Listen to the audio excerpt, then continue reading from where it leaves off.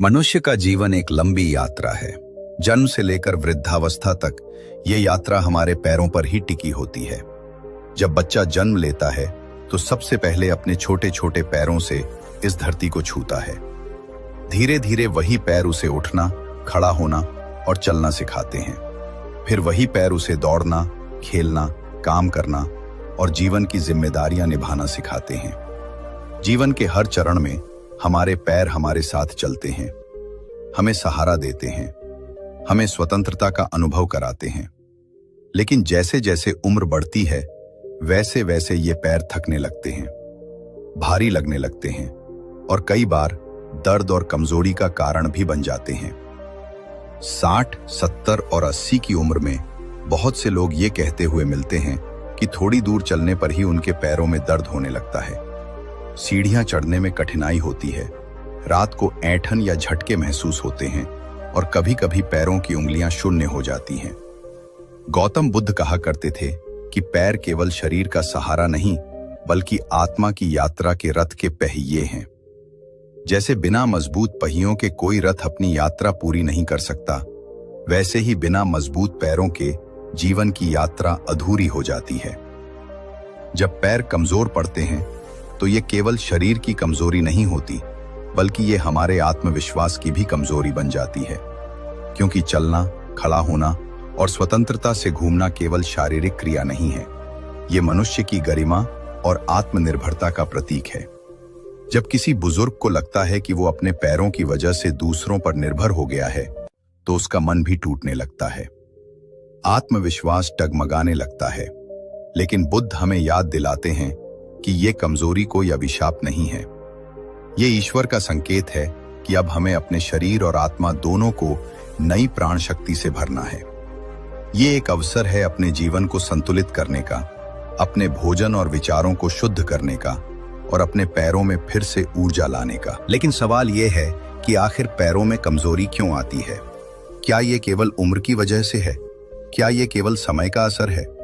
बुद्ध कहते हैं कि कमजोरी केवल मांसपेशियों की नहीं होती बल्कि भीतर की जीवन शक्ति की होती है। जब प्राण शक्ति यानी विटल एनर्जी कम हो जाती है तो पैर थकान, दर्द और शून्यपन का अनुभव करने लगते हैं। विज्ञान की भाषा में समझें तो जब रक्त संचार धीमा पड़ता है तो पैरों तक ऑक्सीजन और पोषण पूरी तरह नहीं पहुंच पाता। इससे मांसपेशियां कमजोर होती हैं और ऐंठन व झंझनाहट होने लगती है। इसके अलावा कैल्शियम और विटामिन डी की कमी हड्डियों को कमजोर कर देती है। अगर शरीर को पर्याप्त धूप और पोषण नहीं मिलता तो हड्डियां दर्द देने लगती हैं। लंबे समय तक बैठे रेंगे रहने से मांसपेशियों में जकड़न आ जाती है। आधुनिक जीवन शैली ने हमें गाड़ी और कुर्सी का आदी बना दिया है। नतीजा ये हुआ कि हम पहले जितना चलते फिरते थे उतना अब नहीं चल पाते। यही कारण है कि पैरों की मांसपेशियां कठोर और कमजोर हो जाती हैं। कभी कभी नसों में रक्त का दबाव या स्नायु तंत्र की कमजोरी भी पैरों में सुन्नपन और झंझनाहट का कारण बनती है। लेकिन सबसे बड़ा कारण है मन की स्थिति। बुद्ध कहते थे कि जैसे मन भारी होगा वैसे ही शरीर भी भारी लगेगा। चिंता, तनाव और निराशा पैरों की थकान को और बढ़ा देती है। कई बुजुर्ग लोग कहते हैं कि थोड़ी दूरी चलने पर पैर भारी लगने लगते हैं। सीढ़ियां चढ़ते समय घुटनों में जान ही नहीं रहती, रात को झटके लगते हैं और नींद खुल जाती है। ये सब शरीर के संकेत हैं। ये शरीर हमें पुकार रहा है कि अब उसे नया पोषण चाहिए, उसे नई प्राण शक्ति चाहिए। बुद्ध कहते थे कि मनुष्य केवल भोजन से नहीं जीता बल्कि वो जीवन शक्ति से जीता है। भोजन केवल एक माध्यम है जिससे वो प्राण शक्ति हमारे शरीर में आती है। अगर भोजन शुद्ध नहीं है, अगर उसमें जीवन शक्ति नहीं है तो शरीर धीरे धीरे कमजोर होने लगता है। आजकल का भोजन कई बार केवल पेट भरने का साधन बन गया है। पैकेज्ड खाना, दला भुना या रसायन युक्त भोजन भले ही स्वाद दे दे पर उसमें जीवन शक्ति नहीं होती। पेट तो भर जाता है लेकिन नसों और मांसपेशियों को वो ऊर्जा नहीं मिलती जिसकी उन्हें जरूरत है। यही कारण है कि उम्र से पहले ही पैरों में दर्द और कमजोरी आने लगती है। लेकिन यदि हम अपने पूर्वजों को देखें तो तस्वीर कुछ और थी। वे 70 से 80 साल की उम्र में भी खेतों में काम करते थे, लंबी दूरी पैदल तय कर लेते थे। ऐसा क्यों था? क्योंकि उनका भोजन प्रकृति से जुड़ा हुआ था। वे जो खाते थे वो ताजा होता था, उसमें जीवन शक्ति होती थी। उनके आहार में दूध, अनाज, दालें, फल और सब्जियां होती थी। वे धूप में रहते थे, मेहनत करते थे और प्रकृति के साथ सामंजस्य में जीते थे। इसलिए बुद्ध कहते हैं कि पैरों की कमजोरी केवल रोग नहीं है, ये एक अवसर है अपने शरीर और आत्मा को फिर से संतुलित करने का। जब शरीर हमें संकेत देता है कि वो थक चुका है, तो हमें उसे दोष नहीं देना चाहिए, बल्कि उसका आभार मानना चाहिए कि उसने हमें समय रहते चेतावनी दी। अब हमें अपनी जीवन शैली और भोजन को सुधारना है। और यहाँ एक गहरी बात है, हमारे पैर और हमारे मन का सीधा संबंध है। आपने कभी देखा होगा कि जब मन प्रसन्न होता है तो चलना भी हल्का लगता है, पैर तेजी से चलते हैं, और जब मन उदास होता है तो पैर भारी पड़ जाते हैं, चलने का मन नहीं करता। बुद्ध कहते हैं कि मन और पैर एक दूसरे से गहराई से जुड़े हैं। मन की स्थिति पैरों की स्थिति को प्रभावित करती है। इसीलिए पैरों को मजबूत बनाने का मार्ग केवल भोजन से नहीं है, बल्कि मन को भी शांत और प्रसन्न रखना है। अगर मन में शांति और कृतज्ञता होगी तो पैर भी ऊर्जा से भरे रहेंगे। अब जब हमने ये समझ लिया है कि पैरों की कमजोरी का कारण केवल उम्र नहीं है, बल्कि जीवन शक्ति की कमी है, तो हमें यह भी समझना होगा कि उस जीवन शक्ति को कैसे पुनः प्राप्त किया जाए।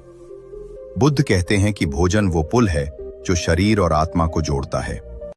यदि भोजन शुद्ध, सरल और प्राणवान है तो शरीर भी दिव्य शक्ति से भर उठता है। इसी भोजन के माध्यम से हम अपने पैरों को नया जीवन दे सकते हैं। और यही कारण है कि अब हमें यह जानना है कि कौन से प्राकृतिक देसी आहार हमारे पैरों की कमजोरी को दूर कर सकते हैं। कौन से सुपरफूड्स हमें वो ऊर्जा देंगे जिससे हमारे पैर फिर से मजबूत होंगे, ऐंठन और झंझनाहट कम होगी, रक्त संचार सुधरेगा और हम वृद्धावस्था में भी आत्मविश्वास से चल पाएंगे। यही वो ज्ञान है जो हमारी आगे की यात्रा में हमें मिलेगा। मनुष्य का शरीर प्रकृति की प्रयोगशाला है। इस शरीर को चलाने के लिए जो ऊर्जा चाहिए वो भोजन से आती है। लेकिन भोजन केवल पेट भरने के लिए नहीं है, बल्कि जीवन शक्ति देने के लिए है। गौतम बुद्ध कहा करते थे कि हर भोजन के कण में ईश्वर की शक्ति छिपी है। जब हम सही भोजन का चयन करते हैं तो हम केवल शरीर को नहीं, बल्कि आत्मा को भी पोषण दे रहे होते हैं। विशेषकर वृद्धावस्था में जब शरीर थकान और कमजोरी का अनुभव करता है, तब आहार ही सबसे बड़ा औषधि बन जाता है। पैरों की ताकत, हड्डियों की मजबूती और नसों की लचक, ये सब सीधे सीधे हमारे भोजन पर निर्भर करते हैं। और इसीलिए अब हम उन देसी सुपरफूड्स की बात करेंगे जिन्हें हमारे आर्षि मुनियों और पूर्वजों ने शक्ति और दीर्घायु का रहस्य माना। सबसे पहले बात करते हैं बादाम और अखरोट की। ये छोटे छोटे मेवे दिखने में भले साधारण लगे, लेकिन इनमें अद्भुत शक्ति छिपी है। बुद्ध कहते थे कि जैसे ध्यान से मन को शक्ति मिलती है, वैसे ही बादाम और अखरोट से मस्तिष्क और मांसपेशियों को शक्ति मिलती है। इनका आकार भी कुछ ऐसा है कि हमें संकेत देता है। अखरोट का आकार दिमाग जैसा है और ये मस्तिष्क और नसों के लिए अमृत है। बादाम लंबा और चिकना होता है, ये हमारी हड्डियों और मांसपेशियों को मजबूती देता है। ये कोई संयोग नहीं है, बल्कि प्रकृति का संदेश है। बुजुर्गों के पैरों में जो कमजोरी आती है, उसका एक बड़ा कारण है नसों और मांसपेशियों को पर्याप्त पोषण न मिल पाना। अखरोट और बादाम इस कमी को पूरा करते हैं। इनमें ओमेगा 3 फैटी एसिड होता है जो नसों को आराम देता है और रक्त संचार को सुचारू करता है। यही कारण है कि जो लोग रोज सुबह 5 से 7 भिगोए हुए बादाम और 2 अखरोट खाते हैं, उनके पैरों में नई जान आ जाती है। ऐंठन कम होती है, थकान घटती है और मांसपेशियां फिर से लचकदार होने लगती हैं। बुद्ध कहते थे कि इन मेवों को खाते समय केवल स्वाद के लिए ना खाएं, उन्हें कृतज्ञता के साथ खाएं। हर निवाले में ये भावना रखें कि आप ईश्वर का वरदान ग्रहण कर रहे हैं। जब भोजन के साथ कृतज्ञता मिलती है तो उसकी शक्ति कई गुना बढ़ जाती है।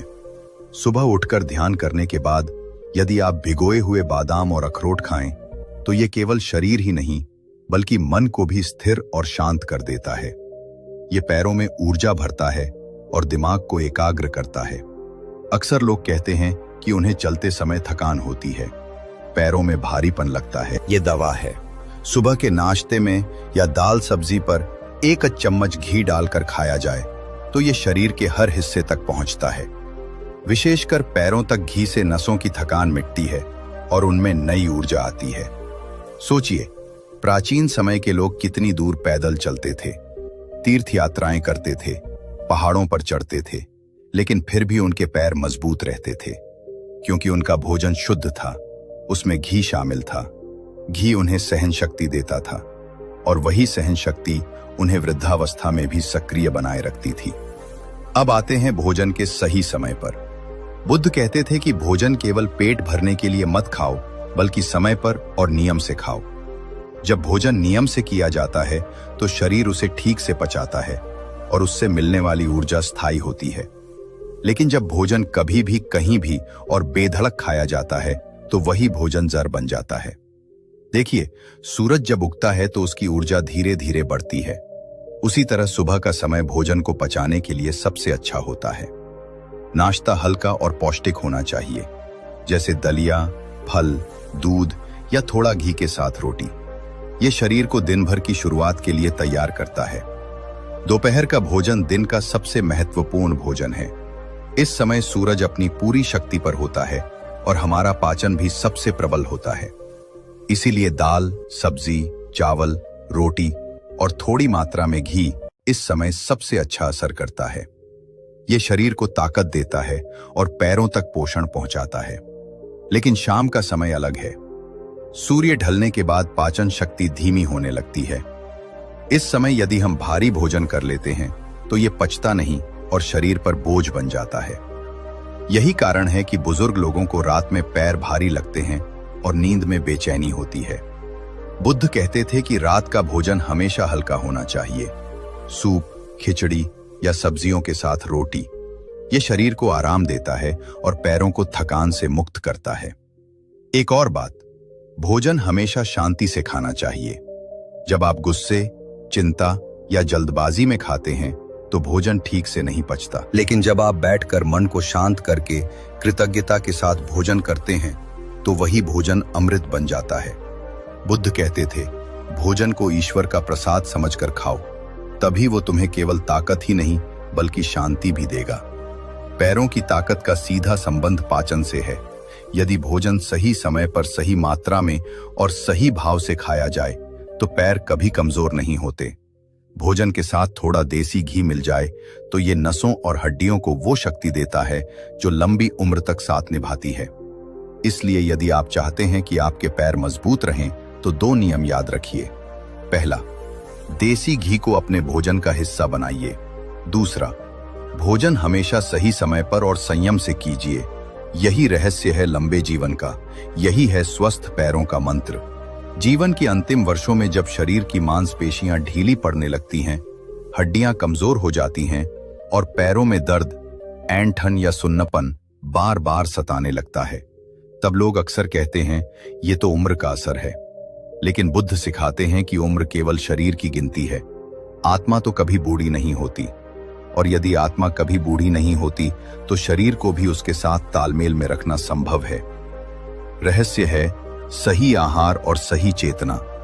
आज हम बात करेंगे उन सूखे मेवों की जिन्हें प्राचीन भारत में बलवर्धक और बुद्धिवर्धक माना गया है। आप देखिए, साधु संत जंगलों में रहते थे, उनके पास रसोई नहीं होती थी, लेकिन उनके पास हमेशा सूखे मेवे रहते थे।